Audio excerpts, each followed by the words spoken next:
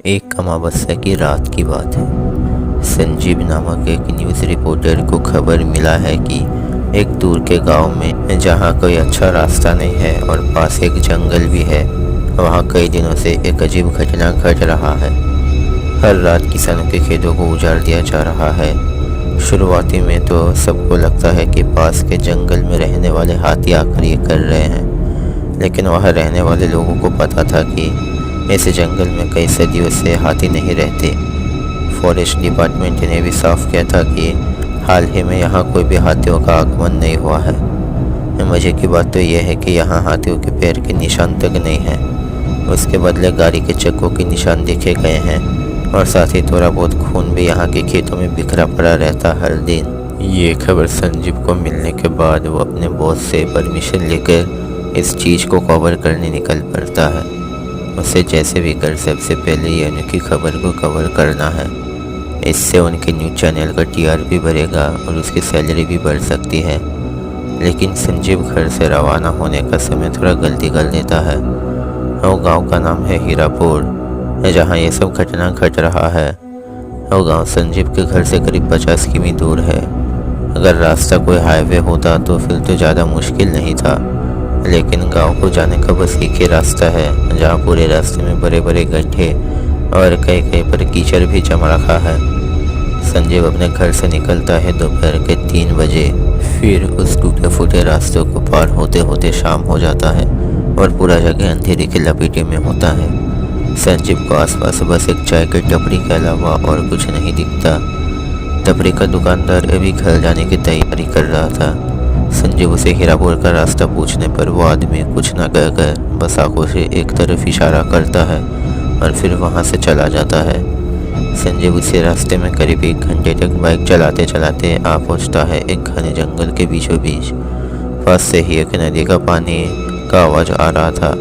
वहाँ वो देखता है कि एक बहुत बड़े पेड़ के नीचे एक काली मंदिर बना हुआ है और उसके सामने कई सारे तगड़े आदमी खड़े या बैठे हैं।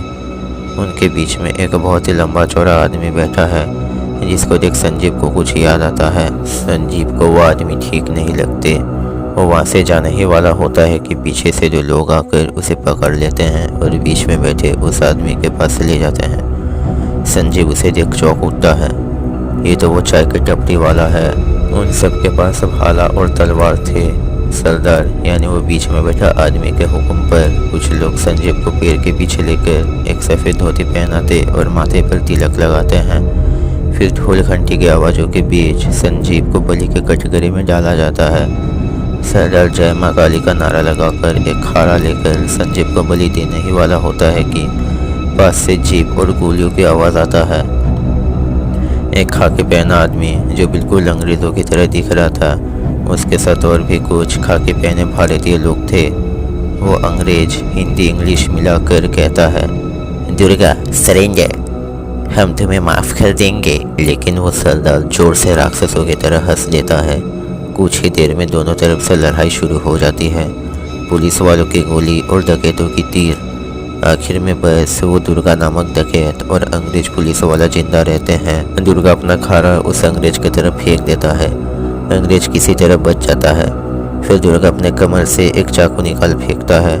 वो जा लगता है उस अंग्रेज के छाती में। फिर दुर्गा की हंसी से पूरा जंगल कांप उठता है। अपना आखिरी दम लेने से पहले वो अंग्रेजी दुर्गा की तरफ कई सारी गोलियां मारता है और दुर्गा भी मर जाता है। संजीव कटघरे से उठकर देखता है कि वहाँ वो अकेले ही जिंदा आदमी है। वह कैसे कर वहाँ से भाग निकलता है। अब वो समझ गया था कि हर दिन फसल बर्बाद और गाड़ी के चक्कों का राज क्या है। बाद में उसे पता चलता है कि करीब 150 साल पहले इस जंगल में दुर्गापति सिंह नामक एक खूंखार डकैत रहा करता था। वो हर अमावस्या के रात नरबली देता था। एक दिन हिल्टन नामक एक पुलिस इंस्पेक्टर उसे पकड़ने उसे जंगल में जाता है। एनकाउंटर में दोनों तरफ के सभी की मौत होती है। आज भी हर अमावस्या की रात उन सब चीज़ों का दोहरा होता है। अब से संजीव ठान लेता है कि पैसों के लालच में आकर वह ऐसे अजीब चीज़ों का कवर करने आएगा ही नहीं।